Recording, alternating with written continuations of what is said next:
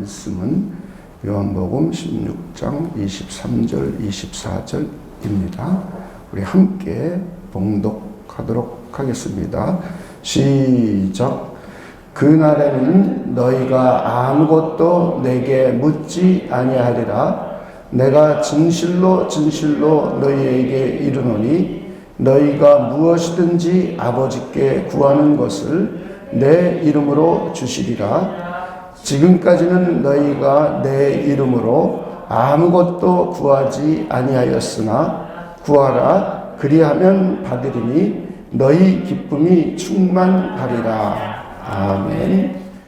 네, 우리가 믿는 하나님은 스스로 존재하시는 유일하신 하나님이십니다. 여러분 그렇게 믿으십니까? 하나님께서는 자기 안에 존재의 기원을 갖고 계십니다. 하나님은 자기 자신이 존재의 기원이시고 자기 자신으로 말미암아 존재하시는 유일하신 분입니다. 자신의 존재의 기원이 외부에 있지 않습니다. 타인에게 있지 않습니다. 자기 자신에게 있습니다. 자기 자신으로부터 존재를 부여받습니다. 이것을 우리는 하나님의 독립성 혹은 자존성이라고 합니다. 그리고는 하나님은 만물에게 생명과 호흡을 주어서 존재할 수 있도록 하십니다. 만물은 하나님을 의존해서 생명과 호흡을 합니다. 그리고 기동하며 존재합니다. 그렇기 때문에 우리 모두는 하나님을 의존해서 살아야 됩니다. 하나님을 의존하는 가장 최선의 방법이며 좋은 행위며 가장 모델된 표범이 기도입니다. 이렇게 하나님은 스스로 존재하시는 자존성과 독립성을 가지신 분이고 우리는 하나님을 의존해서 살아야 되는 존재입니다. 그러면서 하나님께서는 전능하시기 때문에 못할 일이 전혀 없으십니다. 여러분 그렇게 믿으십니까? 없는 것을 있는 것 같이 부르십니다. 무에서 유를 창조하셨고 죽은 자를 살리시기도 합니다.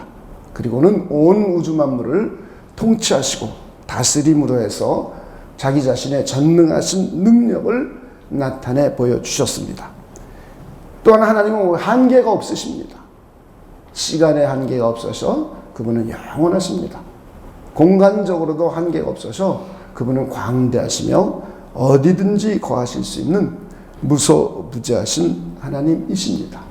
그런데 우리가 믿는 이 하나님은 영이십니다. 물질이 아니기 때문에 우리 눈으로 볼 수 없습니다. 손으로 만질 수도 없습니다. 그렇지만 영이신 하나님, 전능하신 하나님, 스스로 존재하시는 하나님은 인격을 가지고 존재하십니다. 완전하신 인격이십니다. 전지하신 지식을 갖고 계시고 지혜를 가지고 계십니다. 더 나아가서 완전하신 도덕성을 가지신 하나님이십니다. 선하시고 거룩하시고 의로우신 분입니다. 만물을 선하게 대해주시고 우리를 사랑으로 대해주십니다. 만약에 하나님의 사랑이 있었다 없었다 변했다 하면은 그것은 하나님이 아니실 겁니다. 하나님의 사랑은 완전하시기에 없었던 적이 없습니다. 부족했던 적이 없습니다. 하나님은 항상 사랑이십니다. 그리고 하나님은 은혜로우시며 노하기를 더디하시는 인자하고 자비로우신 하나님이십니다. 여러분이 하나님이 그런 분임을 믿으십니까? 우리는 하나님에 대한 이해, 성경에서 말씀하고 있는 하나님에 대한 이해를 우리가 잘 해야 우리는 그 하나님을 바르게 잘 섬길 수 있고 하나님과 나 사이에 관계를 잘 맺을 수 있습니다. 스스로 존재하시며 영이신 하나님께서는 완전하시며 인격적으로도 완전하신 인격을 가지고 계십니다. 성부, 성자, 성령 세 인격으로 존재하시는 유일하신 하나님이십니다. 우리는 이것을 삼위일체라고 합니다. 다시 말해 우리가 믿는 하나님은 성삼위일체이신 유일하신 하나님이십니다. 그러면서 도덕적으로 완전하시고 지혜와 지식이 끝이 없으시고 전능하신 하나님께서는 자기 자신의 기뻐하시고 선하시고 온전한 뜻을 가지고 계획을 세우셨습니다. 영원전에 계획을 세우셨습니다. 이것을 우리는 작정이라고 용어를 만들어서 사용하고 있습니다. 스스로 존재하시는 하나님께서 영원전에 자신의 뜻을 가지고 계획을 세우신 것입니다. 그리고 이 작정과 계획을 따라서 우주 만물을 창조하셨습니다. 또 우리 인간을 하나님의 형상대로 창조하셨습니다. 우리로 하여금 하나님의 뜻대로 이 세상을 관리하고 유지하고 통치하도록 하기 위하여 우리를 만드신 겁니다. 그리고는 언약을 맺으셨습니다. 에덴으로부터 출발하여서 땅 끝까지 하나님의 뜻을 따라서 온 세상을 관리하고 다스리는 사명을 받은 것입니다. 이것이 바로 우리 문화명령의 사명을 받은 것입니다. 하나님의 뜻에 순종하며 수행하게 되면 마치 우리가 구원을 받아 하나님의 신적인 생명을 부여받고 하나님과 함께 영생 복락을 누리는 것과 같이 더 높은 수준에 이르게 됩니다. 그러나 반대로 하나님의 뜻에 불순종하면 사망에 이르게 됩니다. 애초의 인간, 원래의 인간은 하나님의 뜻에 순종할 수 있는 능력을 부여받았습니다. 자기 자신이 순종할 수도 있고 자기 자신이 불순종할 수도 있었습니다. 그리고 순종과 불순종의 기준은 선악을 알게 하는 나무였습니다. 동산에 있는 각종 나무의 실과의 열매는 자유롭게 먹을 수 있었으나 동산 중앙에 있는 선과 악을 가는 나무의 열매는 먹을 수가 없었습니다. 선악을 알게 하는 나무의 열매를 먹으면 하나님의 뜻을 거역하는 것입니다. 하나님의 언약을 파기하게 되는 것입니다. 그 결과로 형벌을 받게 되었습니다. 죽게 되었습니다. 그러나 반대로 하나님의 뜻을 잘 따르면 영생을 누리며 하나님과 함께 영원히 살게 됩니다. 하나님의 복을 풍성하게 누리게 됩니다.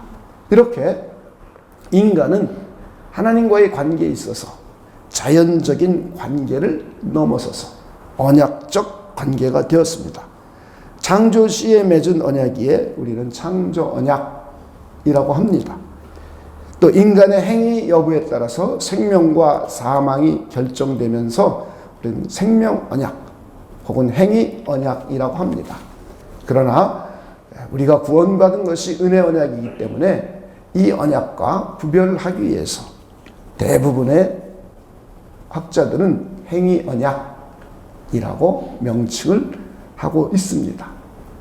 그런데 문제가 발생했습니다. 사탄이 뱀을 이용해서 거짓으로 인간을 미혹했습니다. 사탄의 꾀임에 빠진 인간이 하나님의 뜻에 불순종하여 형벌을 받게 되었습니다. 하나님의 신적인 생명에서 떨어져 나가서 사망에 이르게 된 것입니다. 성경은 이 사망을 4가지로 설명하고 있습니다. 그 첫째는 영적인 죽음입니다. 하나님의 생명에서 떨어져 나간 것.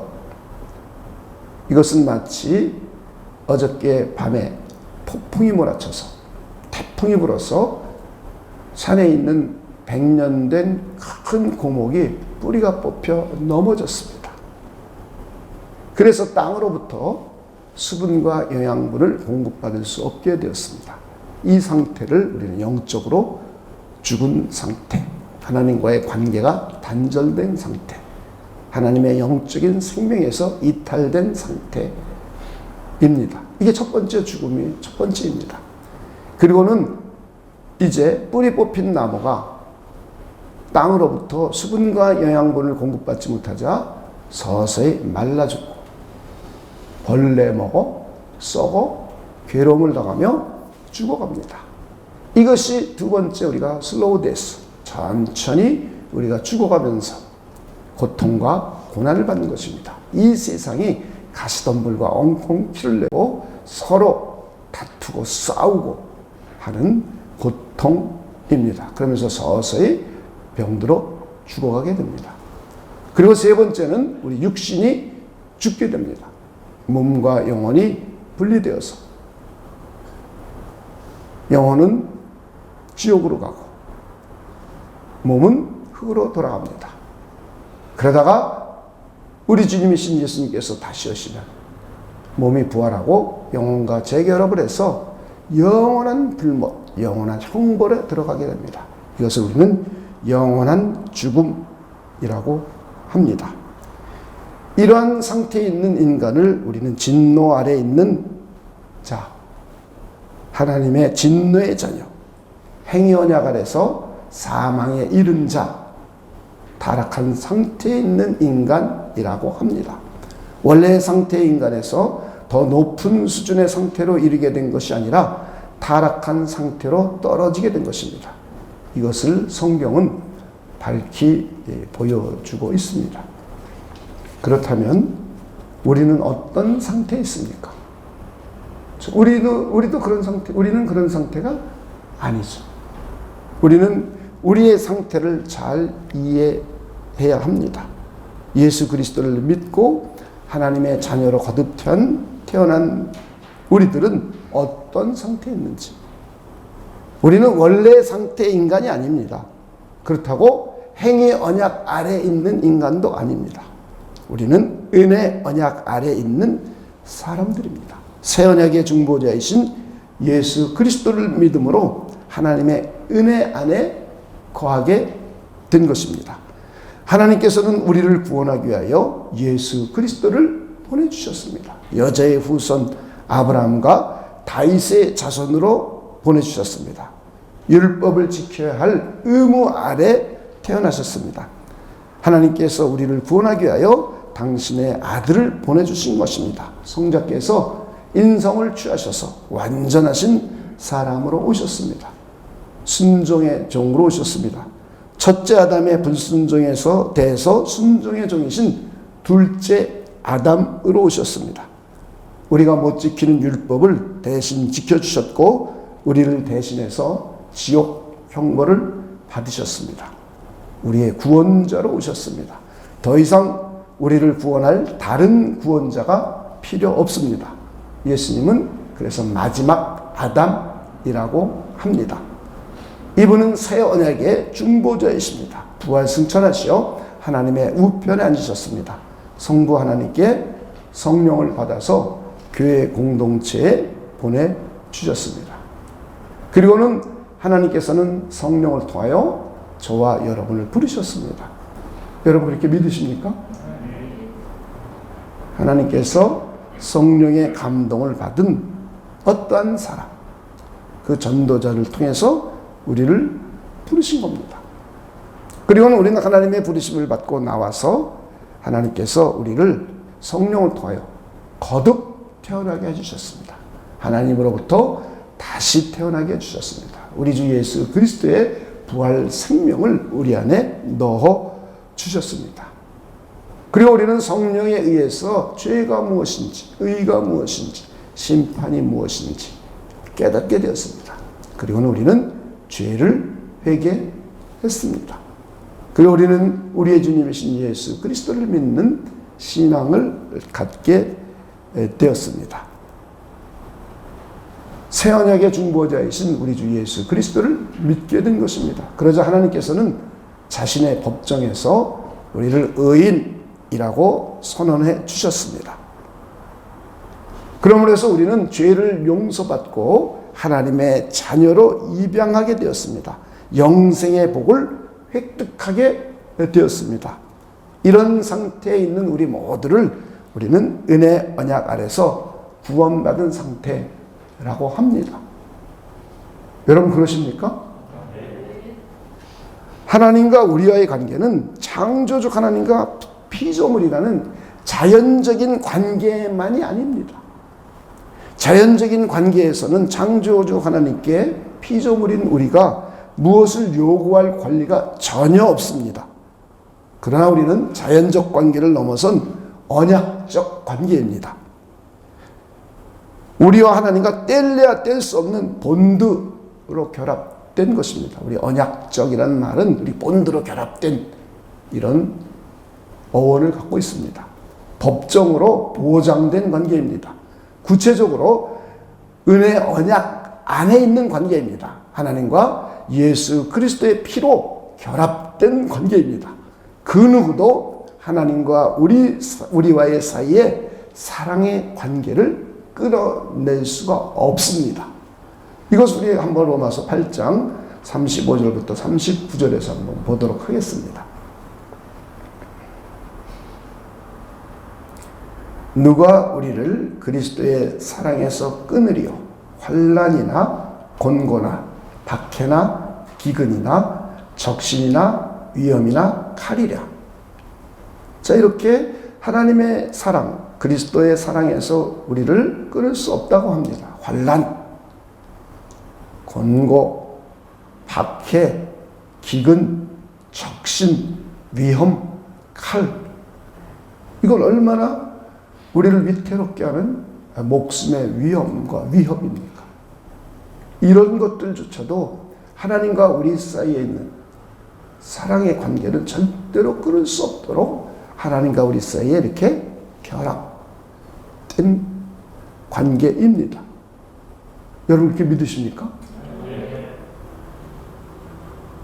기록된 바 우리가 종일 주를 위하여 죽임을 당하게 되며 도살당할 양같이 여김을 받았나이다 함과 같으니라. 이게 우리의 모습을 이렇게 어렵고 힘든 가운데 된 모습이 종일 주를 위하여 죽임을 당하고 도살당하는 양처럼 여김을 받는다는 거예요. 그러니까 우리는 그렇게 취급받을 수 있는 겁니다. 그러나 그 어떠한 취급이라 할지라도 하나님과 우리 사이의 관계는 그 누구도 끊어낼 수 없다는 거예요. 그러나 이 모든 일에 우리를 사랑하시는 이로 말미암아, 그 다음 한번 읽어봅시다. 시작. 우리가 넉넉히 이기느니라. 이게 그리스도인이에요. 그리스도인은 이런 사람들이에요. 그러니까 이 세상에 이상한 얘기 많이 떠돌아다녀도 거기에 미혹될 필요 없어요. 거기에 에너지 뺏길 필요가 없어요. 거기에 시간을 뺏길 이유가 전혀 없어요. 많은 사람들은 불필요한데 에너지를 써요. 그래서 하나님의 뜻을 이루는데 어려움을 겪거나 아니면 자기가 하는 일을 성실하게 수행하지 못하게 돼요. 불필요한데 에너지를 쓰니까. 이 세상은 우리를 양같이, 도살당할 양같이 여김을 받기도 한다는 거예요. 칼이 우리를 위협하기도 하고 이상한 사람들이 우리를 죽이려고 하기도 하고 교회를 말살시키려고도 하고 공산주의라는 사상이 나타나서 교회를 아예 없애려고 하기도 하고 심지어는 잡아다 수백 명, 수천 명씩 죽이기도 합니다. 그런다 할지라도 하나님과 우리와의 사랑의 관계를 그 누구도 끊을 수 없고 우리는 하나님의 사랑하신 그 사랑으로 말미암아 넉넉히 이길 수 있습니다. 이것이 우리 그리스도인의 정체성이에요. 매일 한숨이나 푹푹 쉬고 우리 그러면 안 됩니다. 열정을 가져야죠. 믿는 사람답게. 전심으로 하나님을 찾고 전심으로 하나님을 의존하고 하나님은 생명과 호흡을 주시는 분이요. 우리는 그분을 의탁해서 유지하고 존재하고 살게 되는 존재예요. 우리는 그분을 전적으로 의존해서 전심으로 부르짖고 그분의 도움을 받음으로 믿음을 가지고 넉넉히 세상을 이겨나갈 수가 있어요. 근데 자포자기하고 좌절하고 딴짓을 하니까 못 이기는 거예요. 아둔한 거죠. 그러지 않기를 우리 주님의 이름으로 축원드립니다.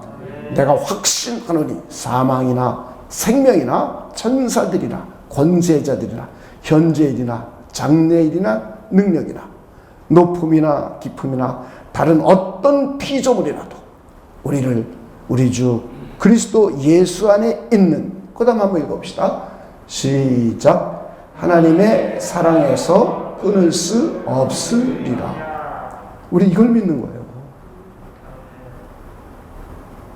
지금 당장 종말이하고 적그리스도가 나타난다 할지라도 하나님과 우리 사이의 관계는 그 누구도 끊을 수 없어요. 그래서 우리는 넉넉히 이겨나가는 겁니다. 잘못된 종말론을 듣고 흔들릴 이유가 전혀 없는 거예요. 하나님과 우리 사이는 이렇게 본드로 결합된, 예수님의 십자가의 피로 결합된 사이예요. 이것을 우리는 언약적 관계라고 그래요. 하나님과 우리 사이는 법적으로 완전히 보장된 관계예요. 예수의 피로 결합된 관계예요. 그 누구도 끊어낼 수 없어요. 그런 하나님께서는 우리에게 하나님의 자녀의 권한을 부여해 주셨습니다.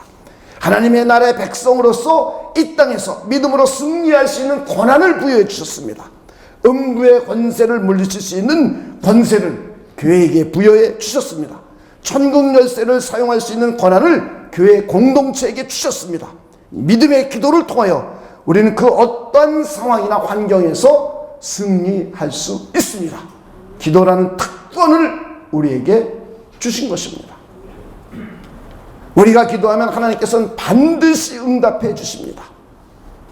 이게 언약적 관계입니다. 하나님은 기도할 수 있는 권리를 우리에게 주셨고, 우리는 이 권리를 사용할 수 있습니다. 그리고 하나님께 요구할 수 있는 권리를 가진 것입니다. 그리고 하나님께서는 우리 기도에 응답할 의무와 책임이 있으십니다. 하나님과 우리 사이에 법적으로 보장된 언약적 관계이기 때문입니다. 자연적인 관계에서는 하나님께 그 어떤 것을 요구할 수도 없습니다.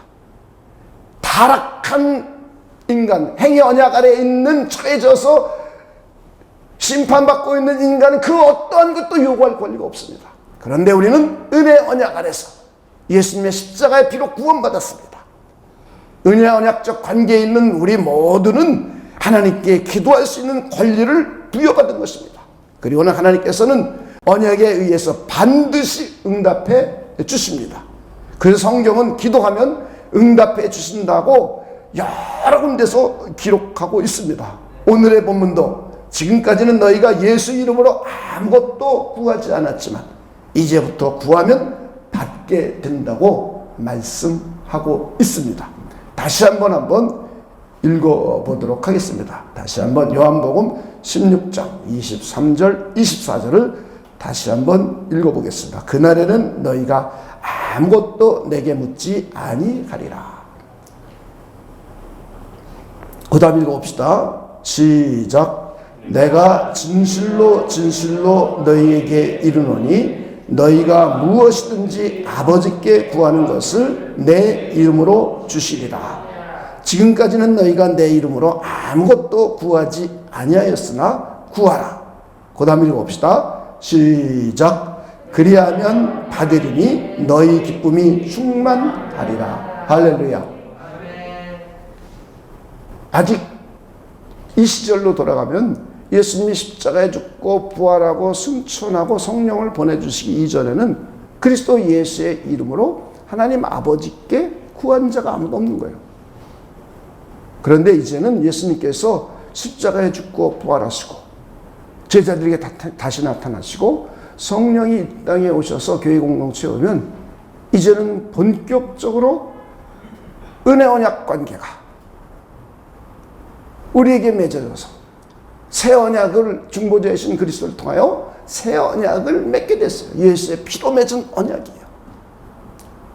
이때부터는 그리스도 예수의 이름으로 하나님께 구할 수 있는 자격과 권리와 권한을 부여받았어요.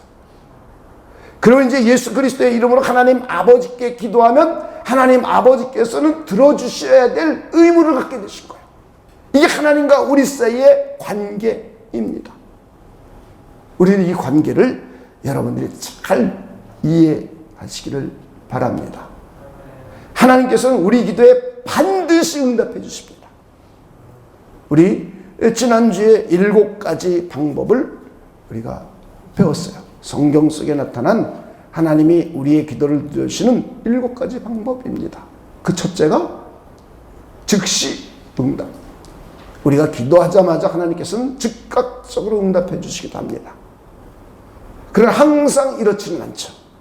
어떤 때는 하나님의 나라와 의를 구했더니 구하지 아니한 것까지도 더해 주셨어요. 하나님의 마음에 합하게 기도했더니 구하지 아니한 부와 귀와 영화, 먹고 마시고 입을 것까지도 더해 주셨어요. 어떤 때는 하나님의 영광을 위하여 더 좋은 것으로 응답해 주시기도 해요. 어떤 때는 더 힘든 과정을 통하여 주시면서 응답해 주게 돼요. 이것은 우리에게 더 좋거나 안 구한 것도 막 주시는 그런 건 아니지만 우리가 힘들고 어렵고 그렇지만은 마침내 하나님께 기도한 뜻의 내용이 이루어져요. 어떤 때는 무응답으로 응답하기도 해요. 그 기도는 내가 안 들어준다. 이렇게 하기도 해요. 그래서 우리는 이게 무응답으로 응답하신 건가? 우리가 이해하고 파악하는 것도 매우 중요해요. 그래서 우리가 영적인 그런 분별력을 갖는 것도 매우 중요합니다. 어떤 때는 기다렸다가 응답하세요. 그렇죠? 바로 주지 않고 기다리셨다가 나에게 꼭 필요한 그때, 나에게 유익이 되는 그때, 나에게 해가 되지 않는 그때 기다렸다 응답하세요. 어떤 때는 묵묵부답, 아무 답도 하지 않으세요. 이렇게 7가지 방법으로 우리에게 응답하십니다. 하나님은 우리의 기도를 반드시 들어주시는 거예요. 이게 하나님이 의무사항이에요. 창조주 하나님이시지만 우리와의 관계는 은혜 언약적인 관계이기 때문에 법적으로 보장된 관계이고 우리에게 이 권리를 주셨어요.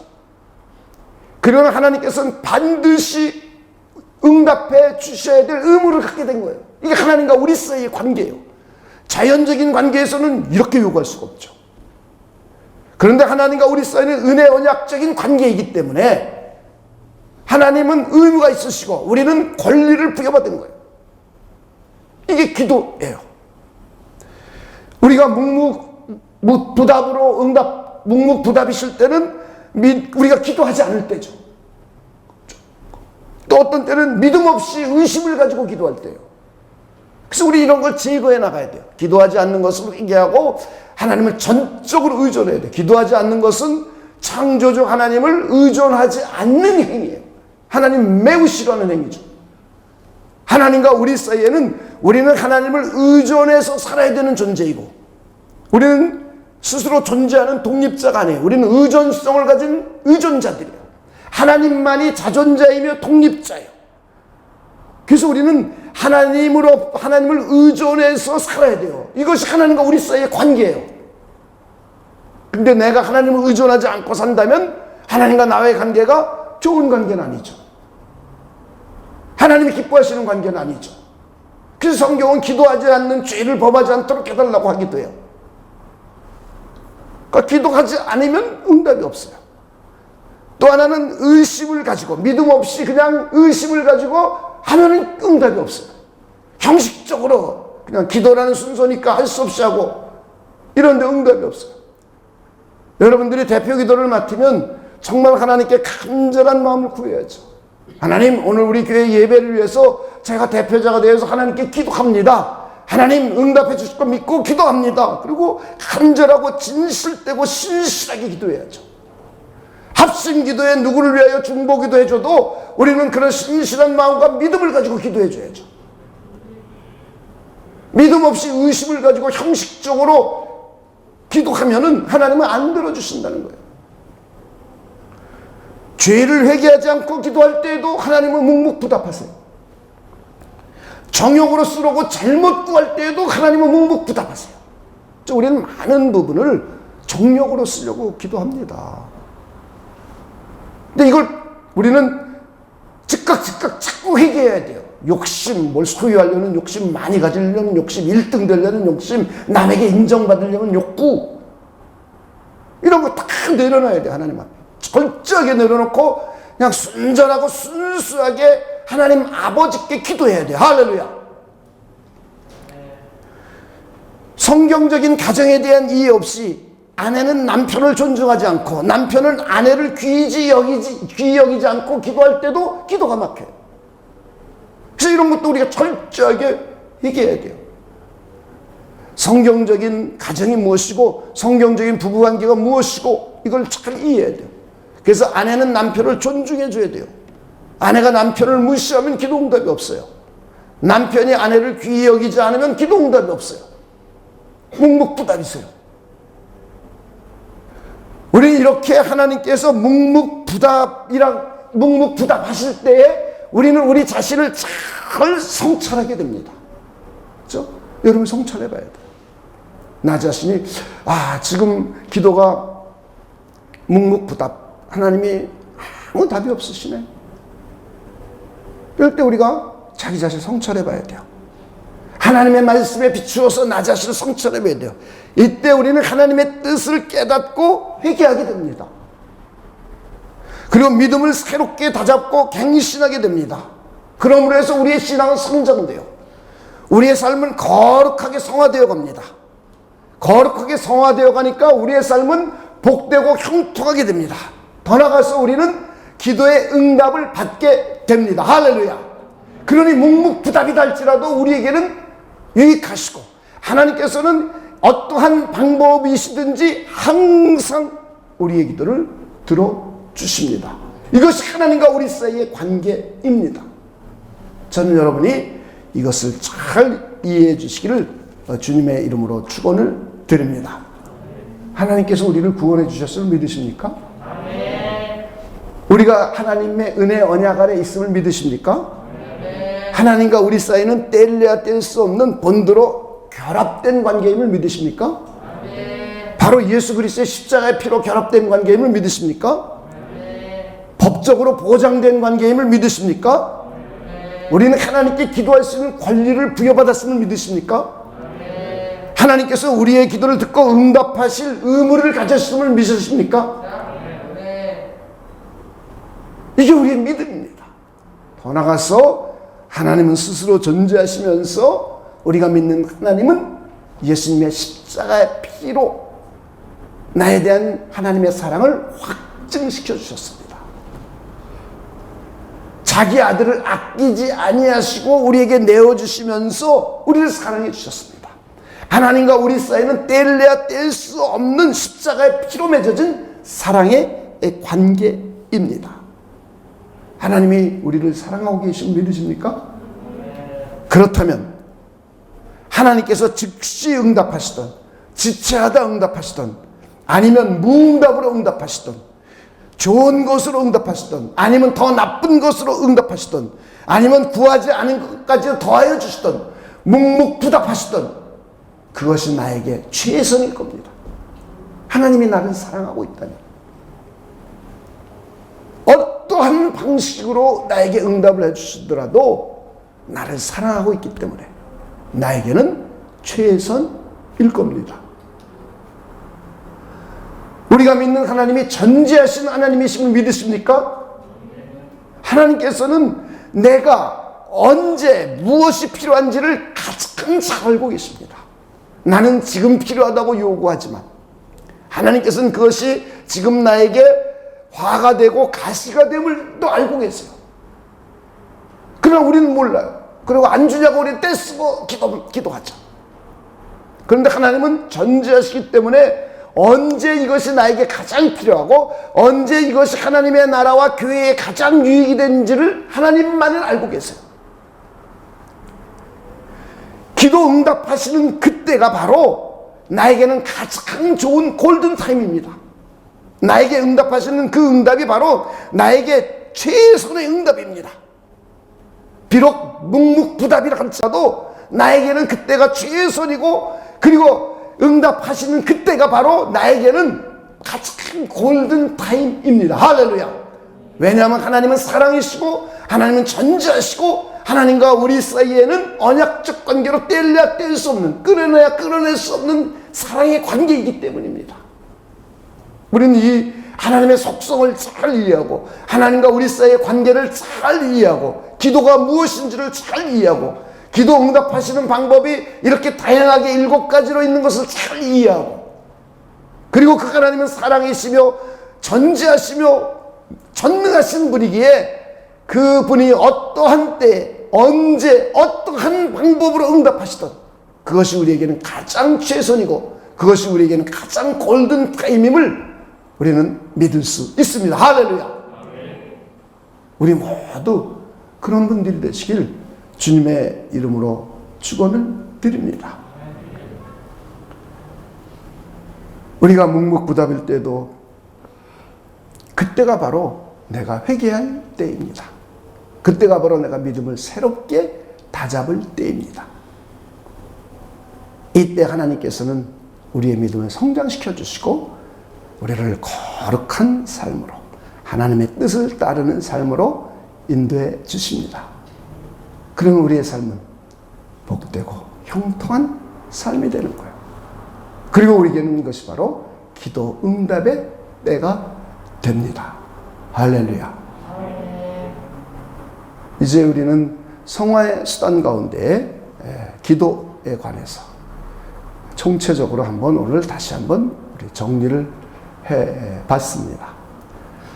우리가 말씀과 기도를 통해서 항상 하나님께서 우리를 거룩한 삶으로, 우리 안에 계신 성령을 통해서 거룩한 삶으로 인도해 가심을 우리 잘 이해하고 믿고 따르시는 분들이 되시기를 바랍니다. 특별히 기도가 우리에게 어떤 의미인지, 오늘 그리고 기도를 어떤 식으로 응답해 주시는지, 어떠한 방법으로 언제 응답이 오든 그것이 우리에게는 최선이고 우리에게는 골든 타임임을 잘 이해하고 믿을 수 있는 분들이 되시길 주님의 이름으로 축원을 드립니다. 그리고 우리 실망하지 말고 우리에게 주신 권리를, 여러분이 어떠한 환경이라 할지라도 우리는 이 권리를 사용하는 겁니다. 하나님께 전적으로 해서 의존하고 하나님께 전심으로 온 마음 다해 기도하는 겁니다. 의심이 들면 회개하고 기도하는 겁니다. 죄가 그 사이에 끼어 있으면 회개하고 기도하는 겁니다. 혹시 내가 탐욕과 정욕을 위해서 쓰려고 기도하면 그때도 우리가 회개하는 겁니다. 그러면서 우리는 점진적으로 하나님이 기뻐하시는 거룩한 사람이 되어가고, 그러므로 해서 하나님께서는 복되고 형통한 길로 이끌어 주시고 우리의 삶 가운데 기도 응답의 열매들이 주렁주렁 맺히게 됩니다. 우리 기도하겠습니다. 하나님 감사합니다. 우리를 언약 백성 삼아주시고 기도할 수 있는 권리를 부여해 주셨고, 우리가 이걸 믿음을 가지고 늘상 기도할 마음을 허락하여 주시니 하나님 진심으로 감사를 드립니다. 하나님의 성령께서 우리의 마음을 끊임없이 감동을 주시고 이끌어 주셔서 우리가 늘상 입을 열어 그리스도 예수의 이름으로 하나님 아버지께 무시로 수시로 기도할 수 있는 우리 모두가 되도록 하나님께서 역사하여 주시옵소서. 믿음의 기도로 지금의 코로나 바이러스 사태를 이겨나가고 승리해 나가는 우리 모두가 되도록 하나님께서 역사하여 주시옵소서. 감사를 드리며 예수님의 이름으로 기도하옵나이다. 아멘.